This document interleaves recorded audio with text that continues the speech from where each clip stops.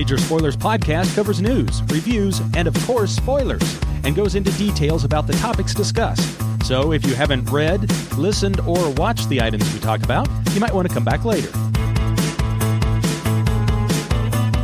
I'm Matthew. I'm Rodrigo. And I'm Steven, and you're listening to the Major Spoilers podcast, the podcast for pop culture and comic fans.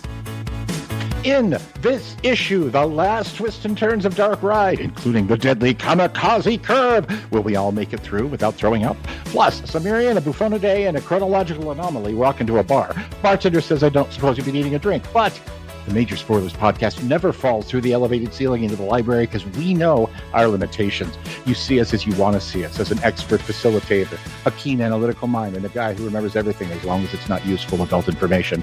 Sincerely, the MSB Club. And it's on the air. Welcome to issue 1092 of the Major Spoilers podcast. Pretty excited about this issue this week because we are wrapping up the Dark Ride series, 12-issue run, and we have our hands on the third volume, which just came out back in July. So we'll be talking about that later in the show. In the pre-show, we talked about the loss of two big titans in the entertainment industry. You can go listen to that over at patreon.com/major spoilers. But in the meantime, let's do some reviews. So I rarely go back in time and review comics from the week before. I like to do stuff that is current. But last week's Conan Battle of the Black Stone #1 from Jim Zub and Jonas Scharf and from published from Titan Comics. What a fantastic story. So this is technically not the first issue of the Black Stone. There was Savage Sword of Conan that came out the week before. That's the Black and White series. Actually has all of the little lead-up stories that take us to this issue right here. So you don't have to read the previous story, but there are some really cool things where the Black Stone features prominently in the story as Jim Zub takes, I don't know if it's every single one of Robert E. Howard's creations, but he takes most of them and integrates them into a massive crossover story, whether that is Conan, whether that is, I can't remember all the characters that are in the piece, but Conan is a big one.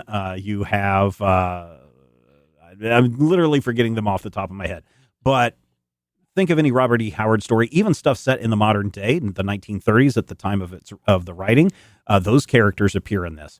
And there also appears to be a character that isn't a named character. He's just called a farmer and a writer in Texas. And they kind of drop a phrase that sounds like Blood and Thunder, which was kind of the Robert E. Howard biography. And so I'm having a thought that the Black Stone and Robert E. Howard actually is a character in this story. And all of these lines are going to cross over. Solomon Kane is in this. And it's really cool. It is really well done. It is really well written as far as we have these each little individual tableaus. And at the end, they each are experiencing some kind of time dilation or time shift brought on by this Black Stone, which Zub talks about in either the preface or the back matter. I forget where in the comic. But he talks about how he read all of the Robert E. Howard stuff and noticed that this Black Stone would pop up here and there in different stories.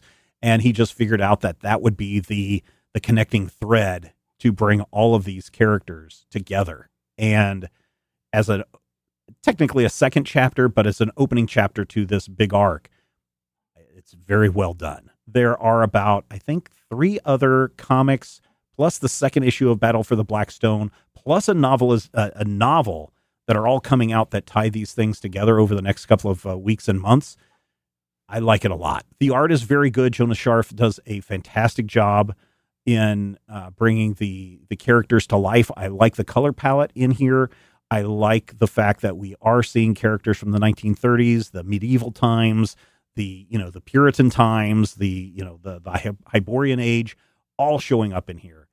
And I just can't gush enough about this.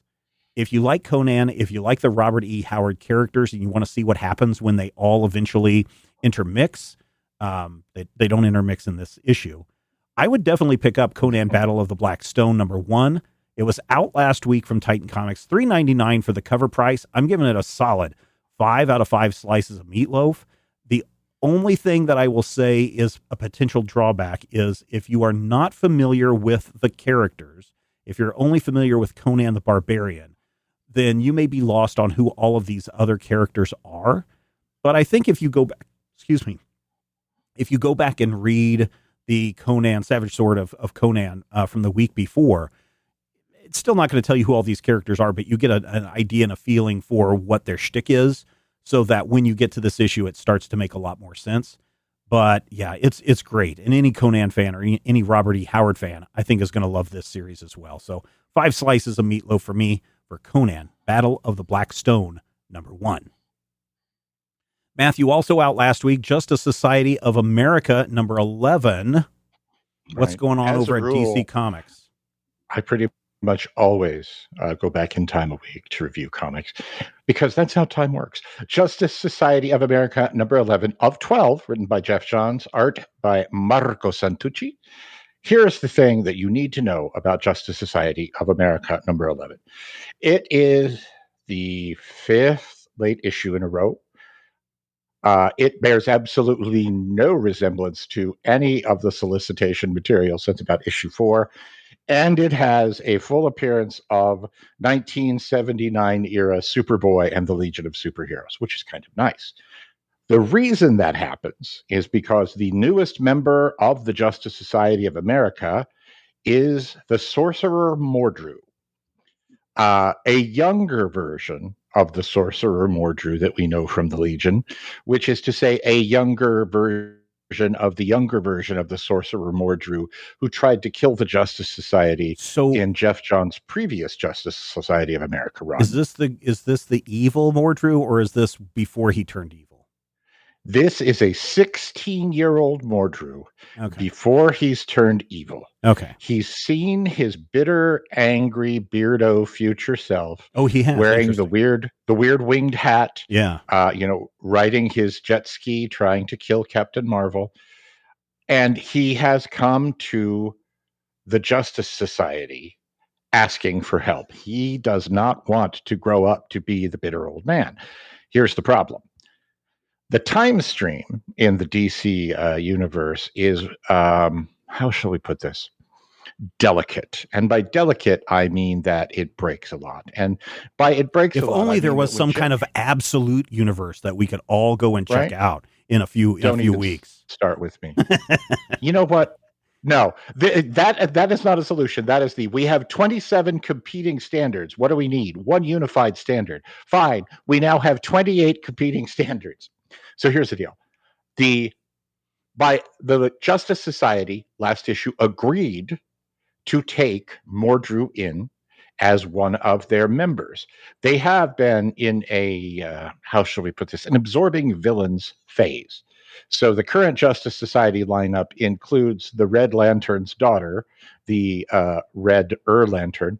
It includes Solomon Grundy. It doesn't yet include the Harlequin's son. Still got Black Adam? No. Okay. Black Adam has not been a part of this. He's been doing his own thing. Okay. But it has a bunch of characters who are known as villains and are now a part of the JSA trying to pull themselves together. This is very important. It also includes the daughter of the modern Earth Zero Batman and Catwoman thrown back in time 27 years. So the Huntress of Earth Zero, who is sort of like the Huntress from Earth 2, Helena Wayne, is present in these pages. So that's weird too.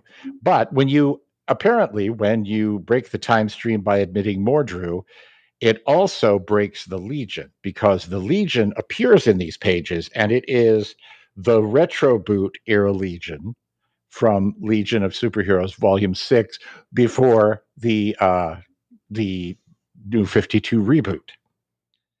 So, let me say just one thing. Geoff Johns writes books like there are no other comic books in the universe. That's good, because it does have the old school F continuity, where you I don't mean, have to read 1,000 books to understand it. yeah. But So I was gonna ask you: is this similar to what we did last week when we talked about Kang the Conqueror, that Avengers story, where everything that no, happened was earth shattering, but it only affected that series and didn't spill out into X-Men or Spider-Man or anything like that? no, Okay. because this issue literally posits a story that picks up from Jeff's Justice Society run that ended in 2009. It picks up from the Superman and the Legion of Superheroes run that he did right before the New 52. It's basically a sequel to previous Geoff Johns stories, completely ignoring any other stories that have happened to the Legion, including an entire reboot and any of the stories having to deal with the Justice Society. And it really does feel like, in an attempt to get away from the idea of we have this overarching continuity that makes everything hard to understand, he's just said, okay, everything that I've written is canon for these stories. That's great if you've been reading comics for 20 years like I have, because I remember these stories. But we literally have moments here that are tying back to Justice Society of America moments 25 years ago, and just addressing them as though they happened yesterday, without ever giving us even the little things that you love that says, hey, this happened in Justice Yeah, Society of I America, was I volume was 2, going to number say 80. something about that. I'm writing something right now that talks about you can clear a lot of this stuff up with a simple editor's box. Yeah, and partly because I have recently been examining the appearances of the Justice League, New 52, the Legion in the pages of Justice League during the New 52, and seeing some very, very disturbing anomalies there. This story bugs me for a couple of reasons. One, it gives us a big, shocking, there's a traitor among us reveal. Now, this is important because the character in question has had maybe 3 lines in the 11 issues of Justice Society, and there has been no indication that, any of this is possibly happening. Not even something where it's like, hey, these weird things are going on. Can someone hear us? Is there a traitor in our midst? No. This is a story about a Justice Society with 18 members who then get attacked by a legion with 20 members. But the day is saved by the Legion of Substitute Heroes and Dr. Fate, creating another group of 8 more heroes who come in. Then there's another villain and another villain. And then we get to the end of the whole thing, and it's like, wait, what's going on? And somebody has like a magic bullet. So Mordru's dilemma, the Huntress's dilemma, the dilemma regarding the secret villain, and the dilemma that the Legion has are all taken out by one plot point that feels completely unearned and ties back to the what is it, the New Golden Age one shot, which I think came out in 2023. So the last page of issue 11 does have a big, I'll say, cool moment, maybe a shocking reveal moment, one that I definitely hope we'll see more of, one that I almost am certain that we won't, because we're now 5 years on from Doomsday Clock, which had many hooks like this as well. And there's only one more issue of this particular volume of Justice Society. Johns and Santucci's issue 12 will come out after issue 1 of the Lemire revamp of Justice Society.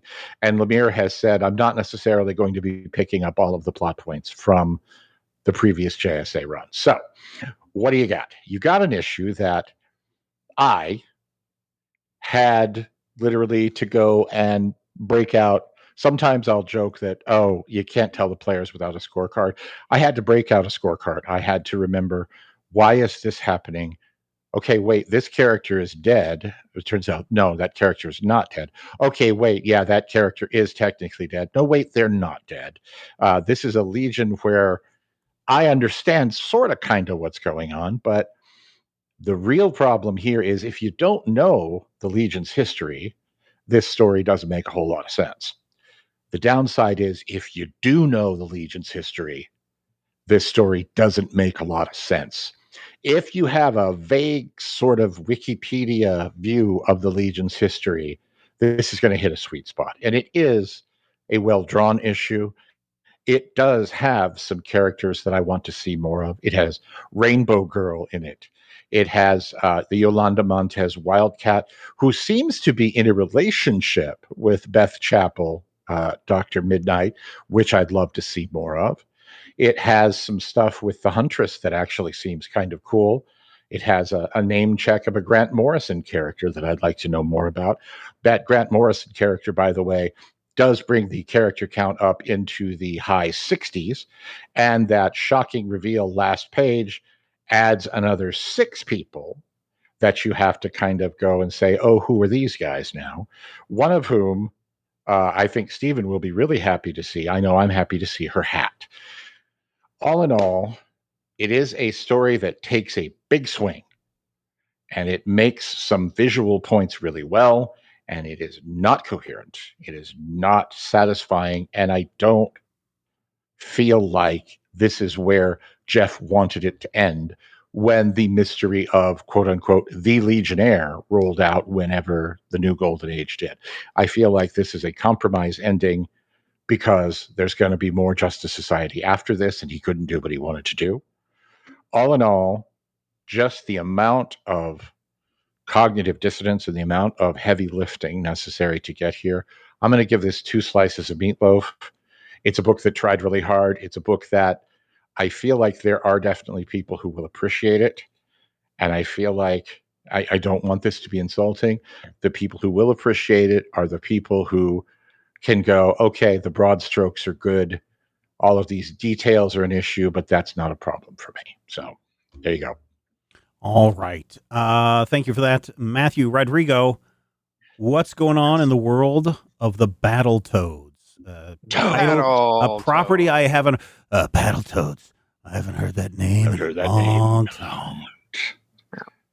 Stephen takes a drag off his cigarette. So, I saw Battletoads in the upcoming comics, and I was like, let me read that Battletoads comic.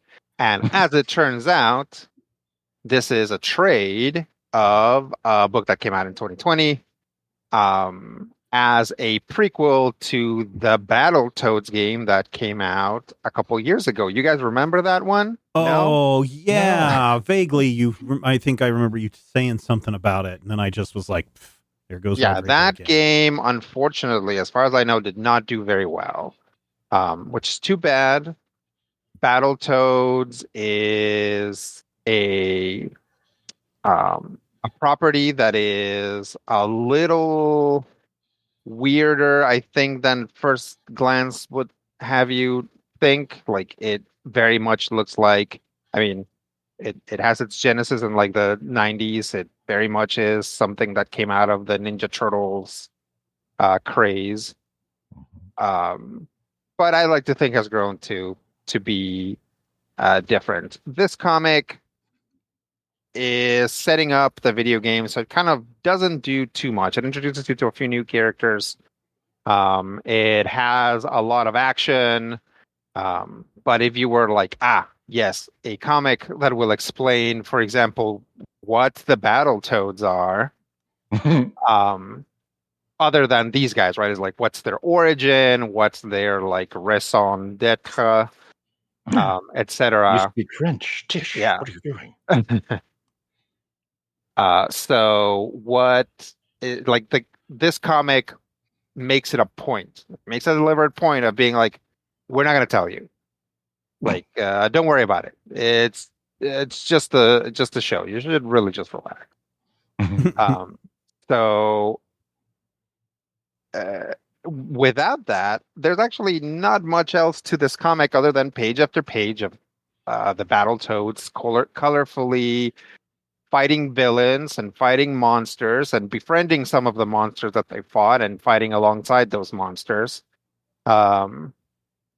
It's it's a 3-issue arc, but there's not that much of an arc to it. I don't know. It's not bad. There's nothing bad about it, but does it get you primed to go play the game?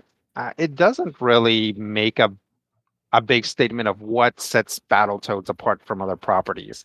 other than the visual design of the characters, right? Like one big thing that Battletoads had is that when you did like a combo, you would like punch a guy, and then the third punch would be you would like the toad would have like a huge, like cartoony fist that was the size of the rest of its body. Yeah. Or when they kick somebody, like they would grow like a giant boot or like a giant chunk of bricks or something like that. So they're kind of able to transform their limbs into things. And that is used several times in this and used to different effect. Like at one point, one of them turns one of their feet into like a boat motor. Mm-hmm. And then like they propel something with that. That's probably the like most utilitarian one, or like the most useful non-combat version of that. Of course, they do that to beat up some guys, but yeah, it doesn't really do a very good job of being like, here's kind of why you would want to play this game, what sets them apart from other space action games. So I don't know if it's entirely successful. It's not a bad comic. I'm giving it 3.5 slices of meatloaf. The art is cool. The redesigns of the Battletoads are cool. I don't really have a problem with them. But yeah, I kind of feel like Battletoads is going to kind of continue to languish as a property until, a few years from now when somebody brings it back again. Yeah. Yeah. Battletoads is just the video game stuff, right? I mean, there's been comics also. I was trying to think. They're not in the same universe as the biker mice from Mars, right? So Oni is. No, they're not doing anything with Oni Press right now. No, so that's the Nacelle verse. Yeah, they're not in that same universe as that. Okay. They have crossed over with Double Dragon in comic books. Okay. And also they are, at least one Battletoad is in the Killer Instinct, in the latest, like the last Killer Instinct game, which came out several years ago, but has kind of like found a new audience. And so a lot of people are still playing Killer Instinct, whichever one that is, 4 or whatever. Killer Instinct X2 Fantasy Secondary. There you go. And so I think like either Rash or Zitz is in that By game. the way, so their names are Rash, Zitz, and Pimple. Yep, those are their names. Yeah, for kids. Yeah, I mean it's like totally 90s stuff, right? Like, well, I mean, yeah, I mean it's totally up the alley for. I mean, if Dr. Pimple Popper is a huge draw on YouTube today for young kids. I mean, sure. The Battletoads are also right up their alley. Like the Battletoads never really made that crossover into toys, but can you not imagine love it. Them just coming with like a little bit of goo and being like, they're so slimy. Yeah. No, that'd be cool. Yeah. Get on that, Hasbro. Get on that. Look at us. We did 2 Titan comic books this episode. Yeah. Hey, let's all pat ourselves on the back.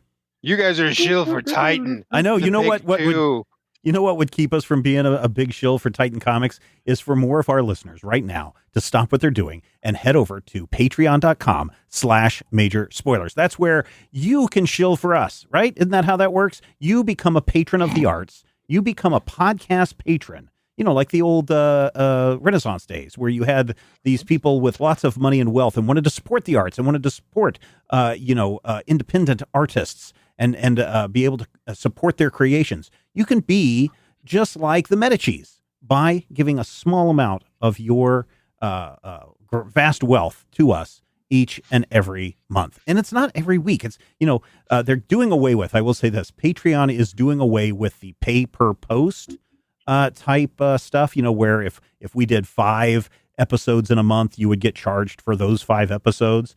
So everything is just a flat rate month going forward. We've never done that, but there are some other podcasters freaking out about that right now.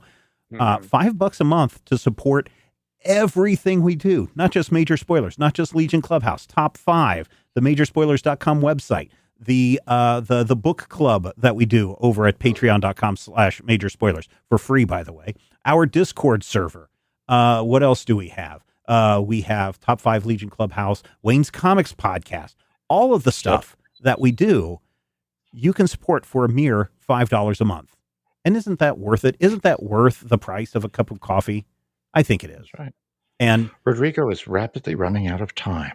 he really is. The tears of an angel are singing. In the And, eyes of Rodrigo. Listen, if you want to give us a little bit more to also help Matthew, whose time is running out very quickly, you can go up to the gold level. And not only are you supporting the stuff that everybody gets to listen to, at the silver level, you get 4 bonus episodes a month. And at the gold level, you get up to 8 bonus exclusive episodes a month only through our secret Patreon feed. That's the other cool thing is you become a patron, you get an RSS feed that you can plug right into your podcast player of choice. And when new episodes come out, they come right to your podcast player and you can listen to them. I think I released like 4 episodes of the GM Roundtable just yesterday. So Wow. there you go. That's what happens when you become a patron at patreon.com/major spoilers. What are you waiting for? Get on board, get into the secret sections on Discord, all the other bonus stuff you can find. Thank you in advance.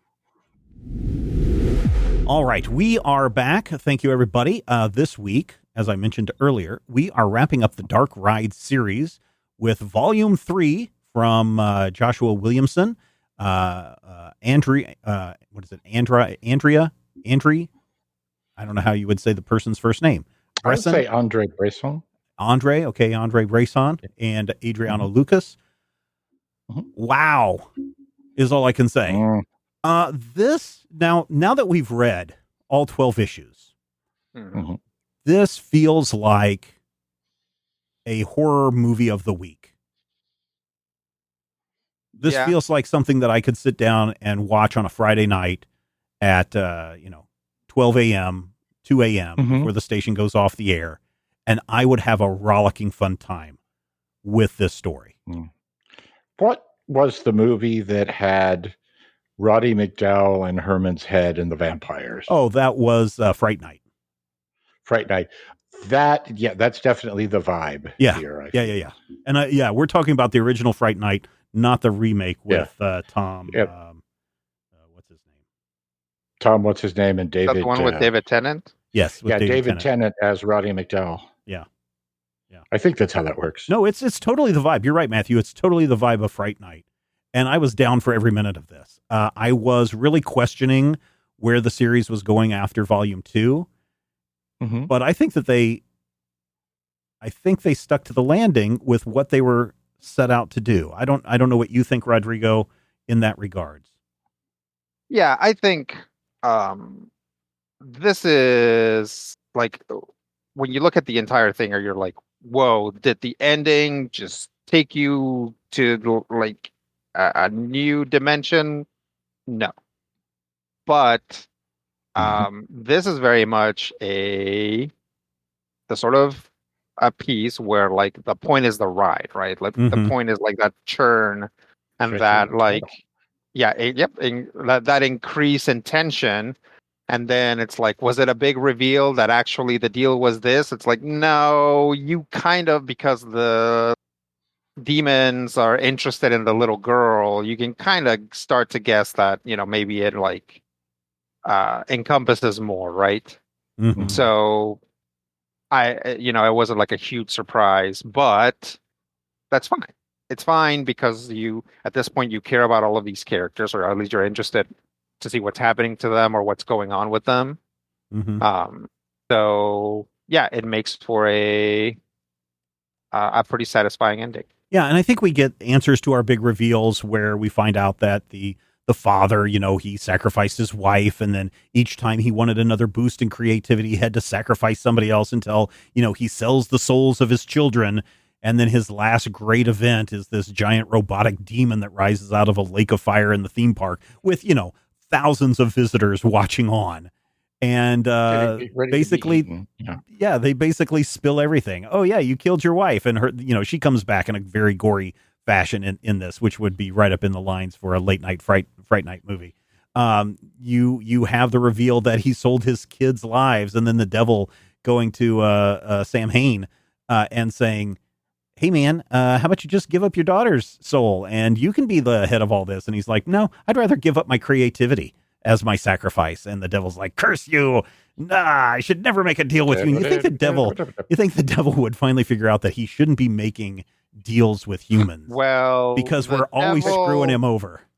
See, that's an American problem, because in many cultures, and I say this, having read stories from Japan and stories from Europe, when the devil shows up, the devil is bad and evil, and people learn a lesson in a Twilight Zone way. Yeah. I feel like it's kind of an American, Charlie Daniels invention, where the devil shows up and he's like, yeah, ha, ha, and somehow these people win by being better than the devil at the devil's game. You can trick, definitely tricking the devil is something that does appear in other places in folklore, but straight up besting the devil is very much a devil went down to Georgia kind of a thing. Yeah. Rodrigo, do you think you could best the devil? I don't think so, and I don't think anybody here really bests the devil, because it's true. I mean, the devil does get what he wants. Sam rejects the offer, but Halloween Still takes gives it. up. Yeah, she kills her father. She kills her father, and thus, the devil still gets what he wants. Right? He says, "Well, what?" People are like, "Okay, well, what does this mean?" And he's like, "You'll find out soon enough." Yeah, I like the one real character moment that Halloween has in this issue, because her brother Samhain is the name of the spooky Halloween-esque version from, what is it, Scottish or the Irish? Wiccan tradition. Yeah. And so and she's like, "Oh yeah, your name sounds cool," because everybody calls him Sam. But she's stuck with the name Halloween. And she's like, people make fun of that, even though I'm like this big pop superstar, sex goddess kind of thing. And in the end, she's just like, yeah, I'm going to get revenge on my father by not only, ruining his theme park, I'm going to turn it into a Christmas-themed theme park. The total opposite of what her father would want. And so I think that's kind of, I think it's funny. I think it's a way that she's kind of getting back at being named Halloween. Yeah. And I do like that, the reveal, and you guys have both kind of bounced up against it. It is impressive to me that it took until this third arc, until, what is this, issue 10? Issue 9, whatever. 10 through 12. 10, 11, 12. Yeah. For that shoe to drop, because I did have a moment of, oh, holy moly, it did not occur to me that this Schmendrick, Mr. Dante had sold Sam and Halloween's souls. I knew that there was a demonic pact in there, and I knew that there was some Five Nights at Freddy's craziness going on. But when that came down, I was like, oh, well, that kind of changes my expectation of the series. And it really did change the way I'd been looking at it, because when I started reading this one, issue 10 kind of dragged for me a little bit. Yeah.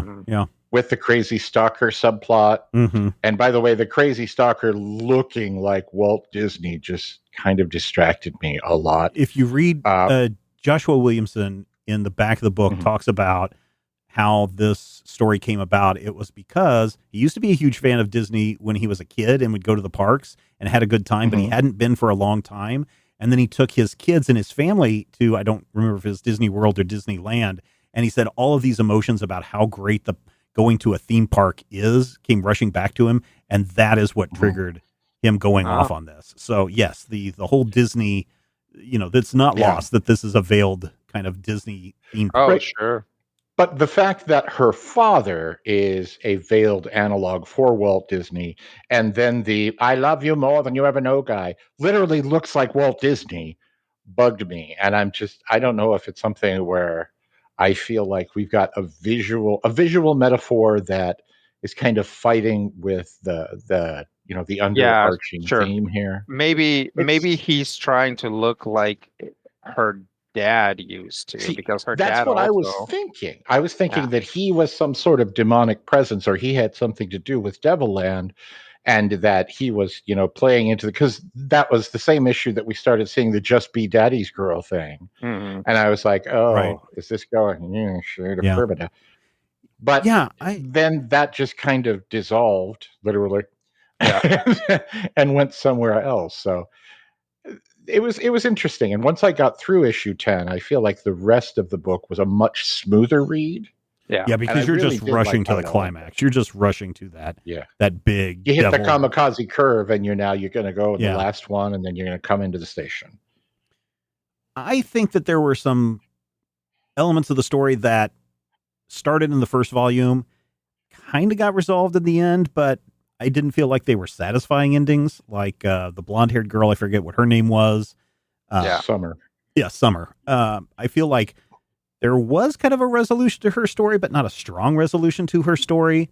And then the black woman who worked at the park, who then becomes the new YouTuber at the end of the story, she was kind of scattered throughout the story, but I don't feel like her character was fully developed, or I didn't get enough of a satisfying bit with her to really appreciate her ending. Yeah. Yeah, it didn't feel like they foreshadowed that ending. It's kind of like, here's a character, and we're going to put this character back in place. I don't know. Yeah, she knew the original first influencer guy, who then is the one that gets turned into a mascot. The three-eyed mascot, is that right? Well, the single-eyed mascot with like the chains. Don't take off his head, or you're going to be needing a new mascot. Yeah, and or you're going to be so they were tied to that. But yeah, she's like they weren't like lovers, or they weren't friends or they whatever. weren't like love interests or any of that when stuff. When she's like, oh my god, is that you? And that's it, that's all we get. And then she becomes the influencer. I mean, it's true that like the storylines of these other characters that get introduced could be a lot stronger. Like, I don't think anything scary happened to that girl. Like, she was working there, and then some crazy stuff happened that did not involve her, and now she's fine. Yeah, and that's weird because at the beginning of in the first trade, in the first couple of issues, she comes off as having a prominent role. Yeah, and then she doesn't. And so I don't know. I felt like that was maybe a little bit of a disappointment. Certainly, a lot of the weirdness that was going on underground and behind the scenes. There's no resolution to that because Halloween just turns the park into a Christmas themed park. Right. So I think that's fine, but the whole thing of how much, if any, autonomy do the mascots have that kept, popping up is never really resolved. There's a line where Halloween is like, oh yeah, I control them, and you could too if you tried really hard. But that's also kind of I don't know, because it seemed like Danny the Demon was like going out and striking out on his own and going into business for himself for a while there. Yeah. And I can't really resolve that. I can't go back and say, well, is Danny under Halloween's control? Is Danny under Mr. Dante's control? It's fun to say it like you're Elias. Yeah. But I don't know. I feel like the overall ending is solid, and it feels like, boom, we've closed up this arc, but we've also left what I think of as adventure hooks. And I don't know if that's intentional of, hey, Dark Ride Volume 2 coming when you guys buy enough copies of this version, or if it's something where we had 12 issues to fit it all in, and our big denouement here took up enough space to where we didn't necessarily get that all there, so we'll go back and look at it later if we can. I don't feel like there is a need for a sequel here. I think the story is told. Sam gets back with his wife to an extent, and they're going to have their happily ever after. Halloween gets what she wants. Kind of everybody gets what they want in the end. And maybe that is, as you said, the hook, Matthew, to come back for another volume because the devil is like, oh, you'll see what I mean in the future. And so maybe, whatever they did at that moment to have their happy endings will come back and haunt them. But I don't know. I am satisfied with this book as is. I'm not sure that I want to read another volume of Dark Ride, meaning that I'm satisfied with what I got out of this. Mm-hmm. And I don't know if you guys feel that same way or not. Go ahead. I absolutely do, because I feel like the resolution here, if I come to the end of issue 12 and I close the book and I think, okay, there are some things that I feel like maybe didn't get entirely closed off. are they going by themselves to hold a new volume of the book? Do they seem like they're going to be enough? And I say no. And I feel like, to some degree, we'd be answering questions that nobody, including the creators, really wanted to ask. And so, yeah, I agree with you. I feel like these 12 issues stand on their own.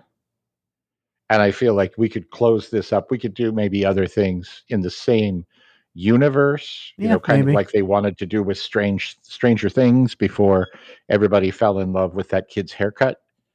Yeah. But I don't know if we need more of, Halloween and Sam and the adventures of Doc Wacky. What about you, Rodrigo? That's kind of where I was going to. If the next Dark Ride is either something elsewhere that takes place in the same universe or some sort of remix of this and some other stuff, I would be a lot more interested than if it was like, hey, we're continuing the adventures of this messed up family. I think where we're at is good, and because something because something is left a little bit open-ended doesn't mean that it needs a sequel. Sometimes an open-ended ending is itself satisfying and the point. Yeah. Joshua Williams is doing a lot of the Void Rival stuff. Williams is his name. He's doing over at Skybound. G.I. Joe. Yeah, over at Skybound. He's doing the G.I. Joe and I think Transformers. I think he's doing the new Transformers series. So we're definitely going to be, somebody asked us in the Major Spoilers Discord, hey, I'm very interested in the Void Rivals and the new Transformers and the new G.I. Joe. Do you guys think you might look at the first volumes of all of that? And I said, yeah, that sounds like something really cool to do next year. So I'm tentatively putting down the Void Rifles Volume 1, Transformers, and G.I. Joe Volumes 1 to kind of look and see how all of these things converge for next year. But Joshua Williamson is doing, I think, a pretty good job, just based on what I'm seeing on the reprints and whatnot, that I think he's pretty busy with G.I. Joe and Transformers. So very good. Good job. Bottom line for me is Blumhouse Films, what are you waiting for? Let's get this into production. Or at least, Shudder, get this into production. Yeah. Let's get this into production while Ariana Grande is young enough to play Halloween. I don't. What do you mean?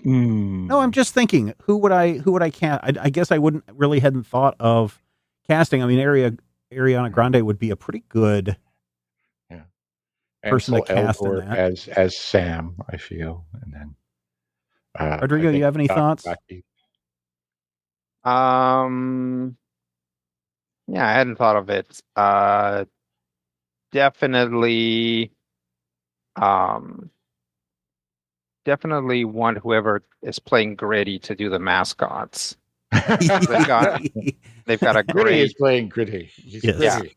Gritty as himself. Just like slap a pair of horns on top of his helmet, and they're like, "There you go." Yeah. What are your final thoughts on this volume, Rodrigo? I think it's pretty satisfying. I think if you want to see the story of a messed up family sort of resolve itself with some supernatural stuff going on, I think you should pick this up. Mm-hmm. Yeah, I was pretty happy with the whole thing. Art is good, story's good, good times. Yeah, Matthew, final thoughts. I feel like if you're going to fry the bacon, you got to go medium high. And so I feel like I'm going to go medium high on this. If you've read volume 1 and 2, I think this is a rush right out in a buying frenzy. It's a solid close. It's more of what you love. If you've never read any Dark Ride, I wouldn't say start here. But if you're saying, hey, I want to read along with the MSP and I'm going to grab this volume, definitely check it out. I would say this is see if you can find it at the library, borrow it from a friend, do whatever you need to do kind of thing. And yeah, I think this is a solid ending. And I kind of hope that if they do come back to these characters, that we have that thing where Halloween is in the background and we get like a Rosencrantz and Guildenstern thing. Sure. I really enjoyed volume 3. I thought it brought everything together as best it can. I think everybody should go and check out all 12 issues I think what Image Comics needs to do is they've got the 3, trade paperback issues. Now it's time to do a omnibus that just has all 12 of the issues together, and just get that one giant trade off of that. I think you'll do much better than for that. But for 12 issues of comics at the price point, $15 a volume, that is what, $45? That's not bad a price to pay for 12 issues of comics. And I think it's well worth checking out. And if you love a little bit of horror, then it's good times. And as we approach the spooky season, definitely something you might want to put on your reading list. So there you go. That wraps it up for this issue. Thank you so much, everybody, for listening. If you found value in the show, we'd love for you to join us over on our Patreon page. You can become a patron. It's very easy. All you have to do is point your browser to patreon.com/major spoilers. Sign up at the silver level membership. That's a mere $5 a month. And then you can hear us far, far, far into the future. Next time on the show, we will be taking a look at Sleeping Beauties. Oh, boy. Why? Because, oh, boy. And we do too. Bye now. If I had the X-ray vision of a Superman, I could save a few bucks and stand around and read through the covers of the comics on the stand. But although every other page would be backwards, I suppose I could still read the evens and the odds. Well, I don't know. Guess I haven't thought this all the way through. Plus, as soon as the comic book store guy knew, he kicked my butt out on the corner. What a major spoiler. What a major spoiler. Think about a better way. If I was hulking green or gray, I could just bust through that brick wall, take their comic books away. But then the little meat would deal with all the tanks and bombs and guns. Have you ever tried to read a series with all that going on? Guess I need to rethink this plan. How would I back and board my comics with such huge hands? Guess I already told ya. What a major spoiler. What a major spoiler. Yeah, yeah, yeah. What a major spoiler. What a major spoiler. If I'm stark raving rich like a man of iron, I might not be surprised to find that I might actually have the heart cold to follow an entire storyline. But would I really even need to read up on all those escapades? I mean, who needs such distractions when your sister's such a babe? But the downside is such a beast. Being shot up in a fun bee in the Middle East with a gang sign throwing soldier. What a major spoiler. What a major spoiler. Yeah, yeah, yeah. What a major spoiler. Whoa, whoa, whoa, whoa. What a major spoiler. This podcast is copyright 2024 by Major Spoilers Entertainment, LLC.